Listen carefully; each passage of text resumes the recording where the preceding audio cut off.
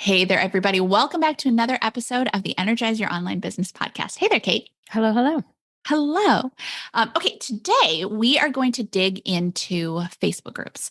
And specifically, we are going to talk about the concepts of the free Facebook group. A Facebook group as a marketing technique to get people to purchase your course, purchase your program, whatever. We are not talking about the Facebook groups, the community that you create after people purchase, that kind of thing. Free Facebook groups only.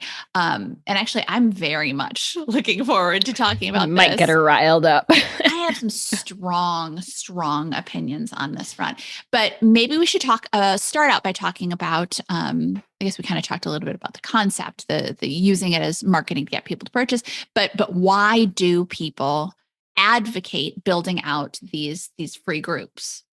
Yeah, you're going to a place where there's already a large volume of people. People are already using Facebook as a platform. It's a free platform for you. You don't have to create anything from scratch, and you can have a group up and running within, I was going to say seconds, maybe minutes if we're being realistic here, and adding people, and they're logging on regularly to this platform.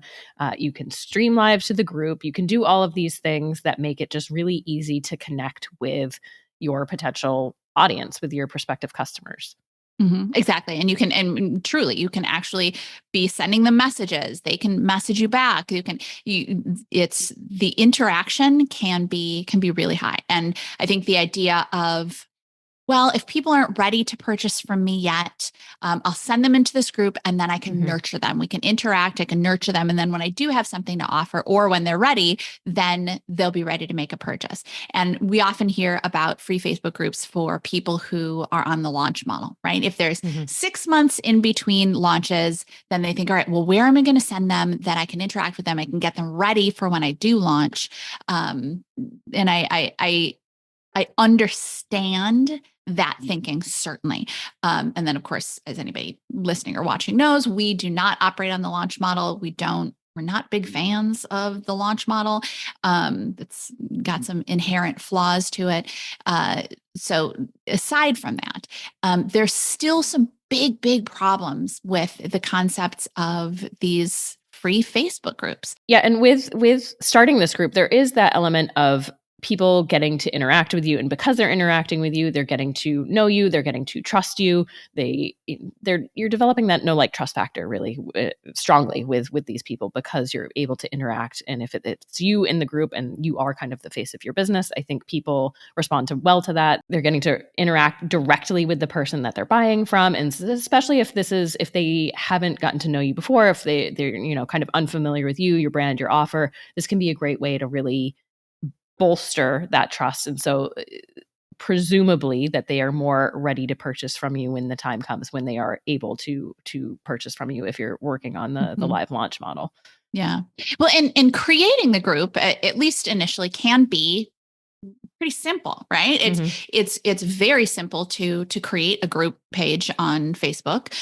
You can send out an email to your email list. You can post on social media regularly. You can direct people from any freebies you have to join the group, or maybe they have to join the group to get the freebies. There are all kinds of different methods to get people into your group. But when people opt into your email, you can say, hey, also make sure to join the group, or incentivize people to be in the group. So you can get people, build that group up relatively easily. I say relatively because it's not a perfectly simple thing. Nothing in business is a perfectly simple thing, but you can get people into that group relatively easy, send people into that group relatively easily.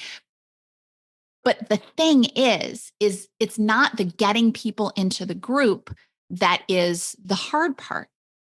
It's the managing the group. And quite frankly, it's the getting people out of the group that is the hard part. I think when people start building up a free Facebook group, they forget that the free Facebook group is not the end. That the free Facebook group is a means to get people to purchase. So I think eventually in some other way, and I think a lot of people just hop into or move toward getting people into a free Facebook group and focus all of their attention on getting people in the free Facebook group without doing the full planning for what that's going to entail for their workload, and also how they're going to get people out of the free Facebook group, because you don't want, your end goal is not for people to stay in the free group and take advantage of free things. You want people to purchase. Yeah. And I think the timeline for this can be really tricky too, because when you first start out, you might not have, as many people in the group as you ultimately end up having. And all that's to say is it can maybe feel really manageable for you at first. If you've got, 50, 100 even, or however many people and how much they're interacting in the group, it can maybe start off feeling manageable. But as soon as it starts exponentially increasing and more people get added and more people are contributing to that conversation, it's going to become a huge time suck for you to manage all of that and to moderate it, to respond to everyone in a way that is valuable enough, but also not so valuable that if you were giving away if people are joining for free and you're giving away some of your best information for free, then there's less incentive for those people to ultimately purchase. They might already be getting everything that they need from that group. Or everything they think they need, right? True. Yes. They think that's all they need. Yeah. Mm-hmm. Yeah. And so it becomes, how can you convince someone then that they need your offer if they already feel like, wow, I'm getting so much value from this group. Great. I don't need anything. But then alternatively, if they're not getting value from the group, if you kind of hold back too much, or, they're not seeing the value and saying, well, why do I need this program if this group is a reflection of what I'm ultimately going to purchase and it's not valuable, then they're going to leave the group. And so you have this very fine line of I don't even know if there is a middle between these two things, because you either want to give them enough value so they see the value in who you are and what you offer, but then they don't need the rest of it, or you don't give away enough and then they don't see the value. And then, so you're kind of in this lose-lose situation. Yeah. While taking lots of your time from what actually matters and what you actually want to do. Exactly. And when you think of it in terms of the fact that you need to be, it's not just once you need to figure out what the content is, but if you want people to be in a group, the whole purpose of them being a group is they engage, they log in, they take a look, they interact with each other and with you, which means that you have to plan out content or prompts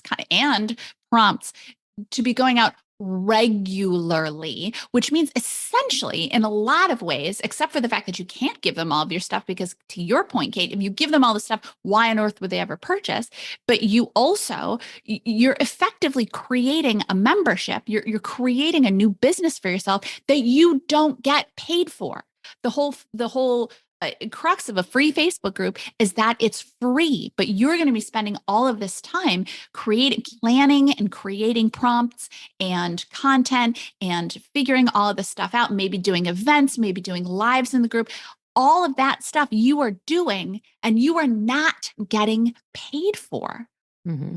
And we highly recommend, if you're going to do this, no matter what, we have alternatives that we'll talk about in a minute in terms of how to run a Facebook group that makes sense and is valuable to your community. But that said, even if you're doing a free one, having group rules is a must so that you can enforce those.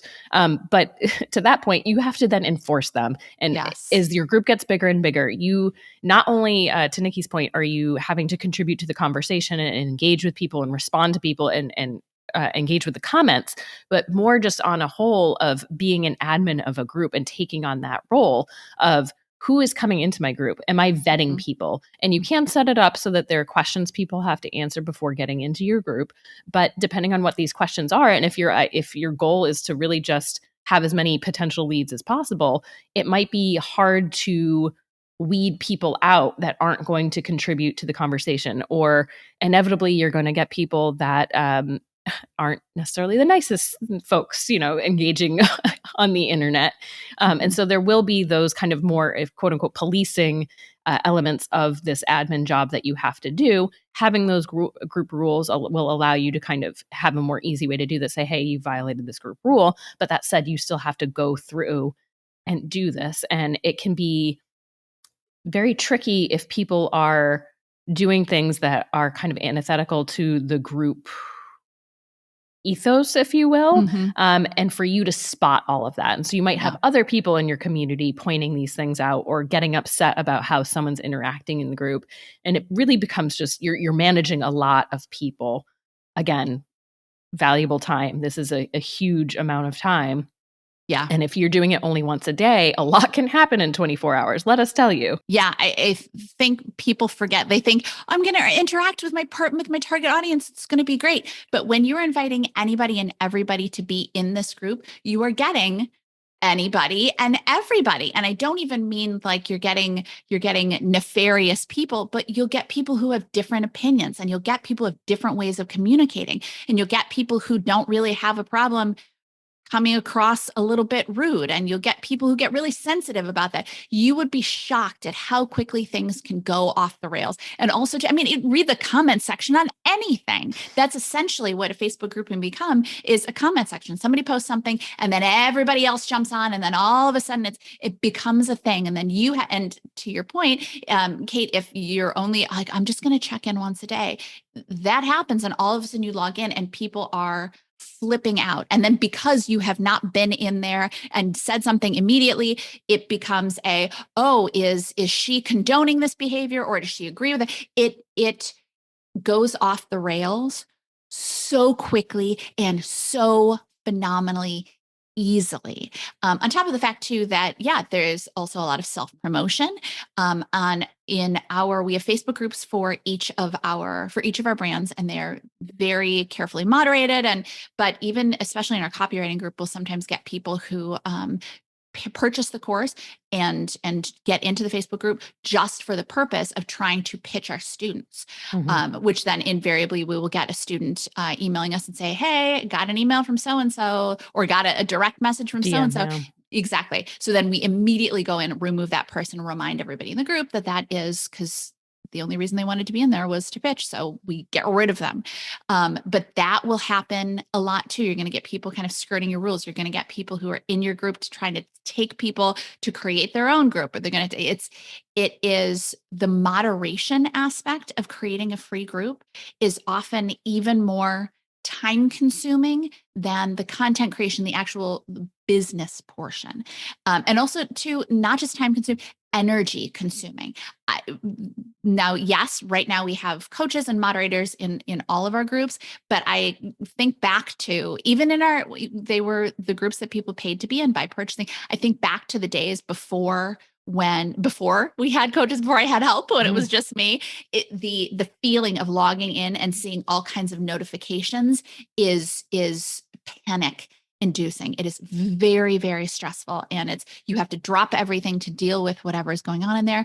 On top of the fact too, that don't forget that the way that people interact with you when they get into a group, they think, oh, I have access to her now, or him, depending on who you are. For me, it'd be her. But I have access to her, and I'm going to ask all these questions. They will. And again, I'm not saying that this is good or bad. I'm trying to put this in context from our perspective as business owners. But they'll tag you, and when you have hundreds of people, or even just 50 people, and they're all tagging you with the questions, and those questions, maybe it's not even just reposting. They tag you in the comment on a post from 3 weeks ago, and then you have to dig in and find the stuff. People get upset when you don't reply back to them. It can be chaotic, absolutely chaotic. And if you're thinking, oh, well, you know what, I can hire a manager to manage this group. Absolutely. That is an option, but you're also then paying someone. You have money going out to manage something that is free, that's not bringing any money in. And again, can become a several hours a day job. Yeah. And I think the other piece of this too, with everyone that's in there, is that the conversation becomes so broad. People might be coming in with no foundational knowledge of whatever it is that you're offering. Some people might have some context, but unlike a group like ours, where we have people who are already bought into our program and they're bought into the transformation, there's a very different vibe and mindset to that, and energy to people who are bought in on something versus people who are still unsure. Not only do you lose people, obviously, if people purchase your program, you lose people that are further along in the process because, they're done being sold to, really, versus, we find in our group, it's very, very valuable. The people who have gone on, who are living this transformation, can inspire the people who are still brand new to the group. And there's that good mix of folks. For people who are in your free group, that maybe do go on to purchase, they're likely not staying in that free group if they don't want to be sold to anymore. If they're not at that very base level, is still making a decision of whether they're going to move forward and work with you. So you then lose kind of those valuable contributions of those people, and those people can help you sell essentially, because they're showing what is possible with your program. But again, if it's a free group, I think the energy of that is very different. If you're posting about your program and your offer or your next live launch in there, I think people get, if they're already bought in, they don't need to see that. It's not relevant to where they're at in the process at this point. And I think one of the last points of kind of why Facebook gets tricky, especially in a free group situation, you're gonna have people coming in all the time, which is fine. That's what you want. But those people are going to have some of the same questions that other people had a month ago, a week ago, 2 days ago. And so you get to answer the same things over and over again. And of course, you can have kind of stock answers that you have, okay, this question comes up, here's the 10 most frequently asked questions, and here's kind of how I want to respond to them. So you don't have to reinvent the wheel every time. But again, that gets, for people that have been in the group, maybe they're chiming in because they've heard the answer, maybe they're not. It depends on your audience and how engaged they are with each other. If they just expect answers from you versus if they're kind of encouraged to talk to each other. But it gets very difficult to search for and organize topics in Facebook groups. It's always changing. I believe guides are still up as of right now. We tried that. No one used it. You can see at the top, there's like discussion, about, guides, and some other tabs. No one navigated to that, at least in our audience. Everyone just kind of stayed in that discussion. And my guess is too, I don't know how many people actually went to the group versus just kind of saw what came up in their news feed. Because it's an extra step for them to come directly to the group versus things popping up within their news feed. Obviously, they come to the group if they have to post a question, but in terms of engaging with the other posts, they're seeing just what comes up in their news feed. And then tagging too. Facebook did away with this, I think, for the most part. We tried to tag posts with certain topics so that people could find it, but then your users don't necessarily know how to use that feature to say, oh, I have this question. Let me see if someone's already asked it. That is very, very rare that people actually take that step to do that. And even if they think that their question is different than someone else's because it applies to them. They want to know, okay, can this work? That's not their question. Can this work for me is the question. And they have a personal story. They have a personal history that they want you to know and answer specifically for them of why it can work for them, not why it can work for someone else who maybe has almost the exact same story or background or history. People don't make that connection. They feel very different. We're all unique, yes. And I think we just don't make that connection and leap to, yes, that I can apply this answer to this person to me. No, I don't. People don't think that way. They want to know why for them. Yeah, I think about this when I think about teachers or college professors, where they teach the same thing year after year after year. But for each new group of students, it's brand new, right? Every child comes into third grade not understanding a thing about multiplication. So all of them have the same initial questions. Well, it's like that with any program that we sell, but we have people coming in all the time. And in this case, it's a free group. So you're answering these questions again and again for free, and you're getting people in every single day who are all starting at that brand new spot. It can get very exhausting very, very quickly. And again, I know, like, well, I can get someone to moderate and manage, and yes, you can, but that's putting in a lot of work for this free group. And then to kind of circle back to something we were talking about earlier, but like, oh, as people are in there a little bit longer, they'll be able to answer each other's questions. And that's great. And that will happen. And it is very cool to see the interaction among other people in the group. That's super cool. However, you will also get people in there giving bad advice and giving bad feedback. And that is something that you have to go in and make sure that you are correcting the bad pieces of advice that are in there, because people get into groups and even though they are brand new to something, they will still what is it? Is it Dunning-Kruger where the less we know about something, the more confident we are? I have to look it up. So apologies if it's not Dunning-Kruger effect, if it's something else. But the concept being that the less we know about something, the more confident we are. And there are a lot of people who have heard something or will share things that are not even remotely correct, but they will share it and they will share it confidently. And if it's in your group and if it's wrong, you have to go in there and you have to address it. Is it Dunning-Kruger? I was going to say live fact check. It is Dunning-Kruger. Nailed it. And if anyone's Yes. watching, I apologize. I had a coughing fit. And so it's tears. I'm fine. We're fine. It's true. I am aware of the tears, but I didn't cause it. Yes. Yes, she did not cause it. I did not cause it.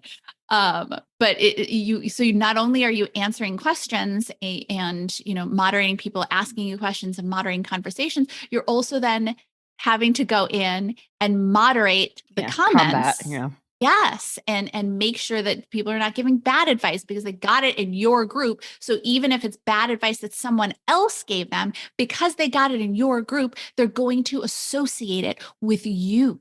Yeah, we find that sometimes in some of our groups of just like people.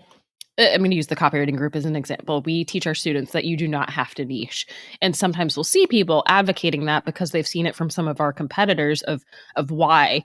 And then we have to go in there and say, hey, here's really why we don't advocate for this and kind of correct what our competitors are saying. And so it can be very frustrating. And again, that's in our paid group. People have paid to be in that group. So we have, there's a lot less of that, I should say. There's a lot less of it. Yes. And we're also, it's part of our business model that we are in that group and we are giving feedback and we get a lot of good things out of that Facebook group too. Our students do, first of all. It's a really, on all of our brands, they're really strong communities. Students learn a lot.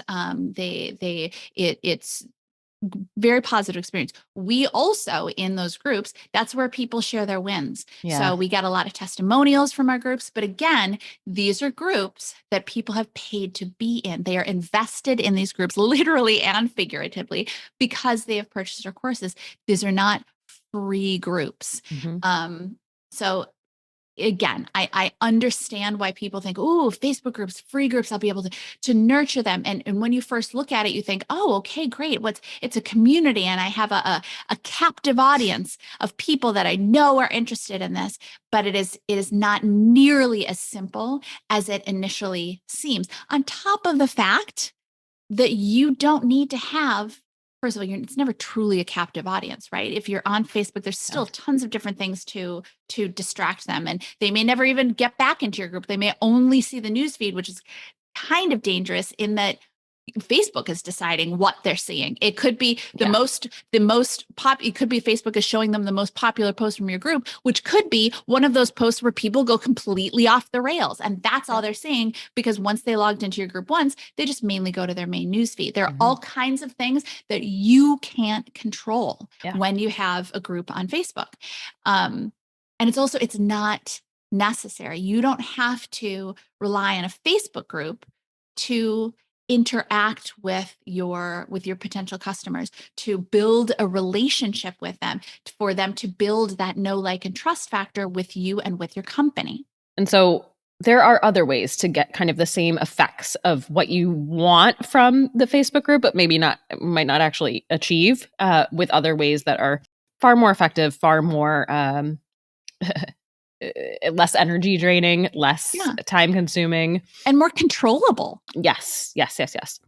And so one of the first ones, which you may already have, most likely, is a Facebook page. But using that Facebook page in a way that gets that level of engagement so that people can actually see then that engagement, which is something that can't happen in a group. A group is closed, and you can set that group to either be obviously it's private, but for people to be able to search it or people not be able to search it. So you could feasibly have a group where you just send it to your email list. And so people that are just out on Facebook can't find that Facebook group.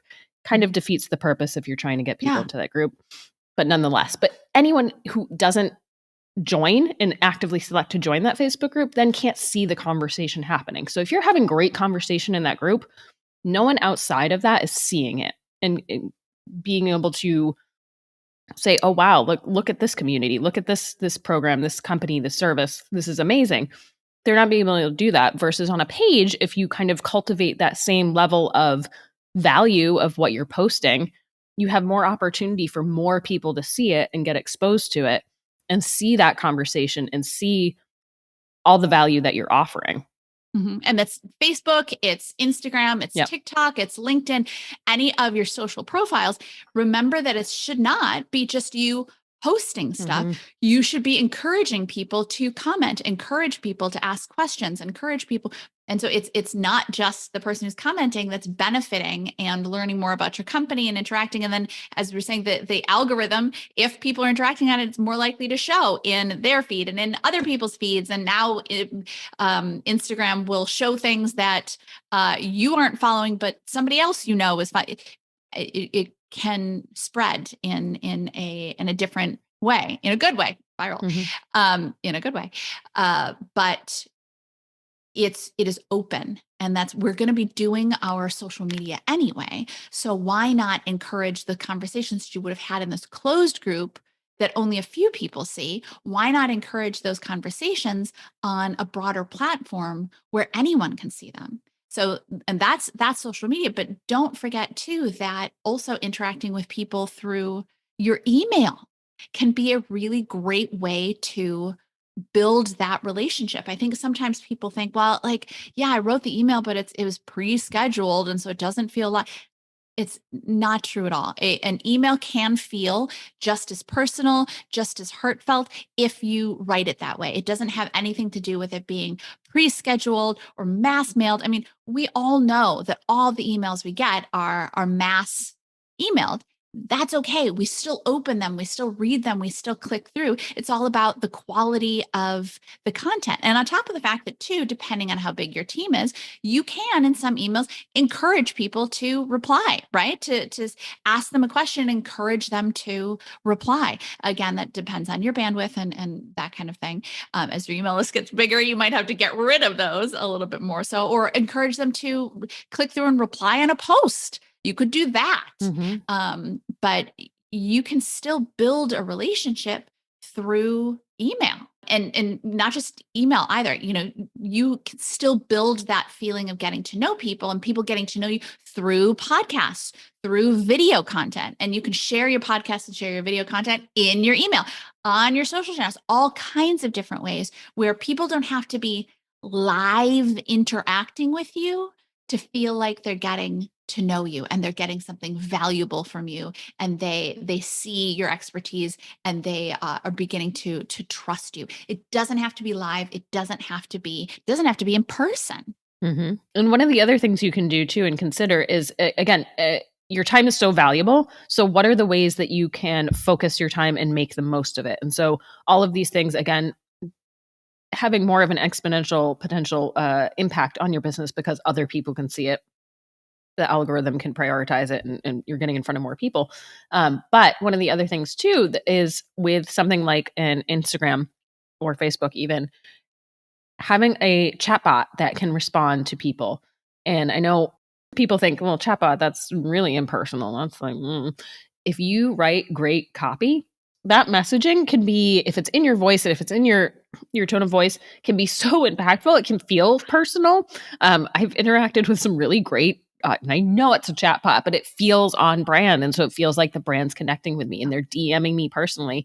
And it just makes the process so much easier too, because you are effectively communicating one-to-one with them in a way that they want on the platform that they're already on. So for example, if someone comments something on your Instagram, say, comment XYZ to get this, and you can start a conversation in the DMs with them, they don't have to leave the platform. They can message back and forth. It's such a seamless, easy experience. And it feels like I'm getting what I want, which is that's the goal. I'm getting an answer to my question, or I'm getting a resource that I want, and I'm getting what I need from this. And that's the end game. And so if you don't have to do that, and it takes you out of it because you can set this up once and then anyone comment, 25 people can comment on the same thing looking for the same answer, which there are probably more than 25 people that have the same question or have the same, want the same resource. And if you can have that handled by something seamlessly, that frees you up to just engage in so many different other ways, to serve so many more people. And that's really what it's all about. You want to give people the information they need, and you don't necessarily have to be the person to do that every single time. It's impossible. It's not scalable. You can only go so far with your time. Exactly. The magic is not in you being live or you being present. The magic is in providing value, however you do that. So nobody cares if you are live, if you're in person, or maybe care to like, hey, that's cool. Wow. But not to the depth that they care about getting things that are valuable to them. And ManyChat is one way to get that across at a larger scale. But we have so little time in our days as business owners. So little time. I mean, yes, same 24 hours as Beyonce. I know we've all heard that, but Beyonce's got a little help. The point is that you have to be really, really judicious with how you use your time, and make sure that your time is being used in the most impactful way possible. And not just your time, but also your energy. I think energy, frankly, for me, is even more of a finite resource than time is. So before you commit yourself to something like a Facebook group, make sure that you understand what it's going to require of you. And make sure that it's something that's not just, oh, this is a great marketing tactic, but it's something that's going to be valuable for your audience too. Because if any of us want to have any chance of our audiences becoming purchasers, getting into that smaller community of purchasers, we need to be providing them value more than anything else, giving them breakthroughs, helping them understand new things, giving them those light bulb moments. And that can be a commitment. And especially with a Facebook group, it can be a massive, massive commitment. And again, there is a place for community, absolutely. And for specifically a Facebook group or school group or whatever other platforms. I know Kajabi has a new one as well. There absolutely is a place for that. But we have found, and I have seen through working with many other businesses, that the best place for that is after they've purchased, where you can truly build a community of people who are, like I said before, literally and figuratively invested in discussing this topic and in learning and growing. And then you too, as the business owner, there's a really big benefit for you to be in there helping them learn and grow and be successful. So I think, as we say about everything, it's your business. If you feel called to do a free Facebook group, go for it. But before you do, we just want to make sure that you fully understand what is involved in it. Because also too, once you start something, it's really hard to stop it. Meaning that not hard to stop. You can just be like, hey guys, the group is closed. But when you do that, you can look a little bit flaky.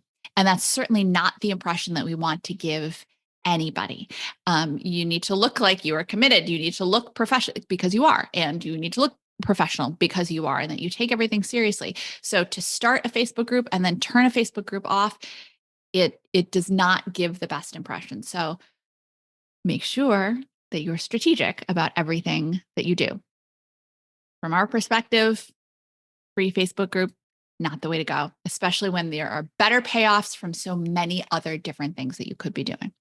So something to think about, and maybe an opportunity to do a little bit more strategizing about how you reach out to people and what you share and how. But of course, there's always a lot to think about. And so we will catch you in the next episode. Bye, everybody. Thanks for tuning in. Do you want to learn how to sell and scale your offer on autopilot every single day without the chaos of live launching or the low conversions of Evergreen? Who doesn't, right? Get our free on-demand video training at circuitsalessystem.com/free. And of course, don't forget to subscribe to this channel to make sure you never miss a video. We'll catch you next time.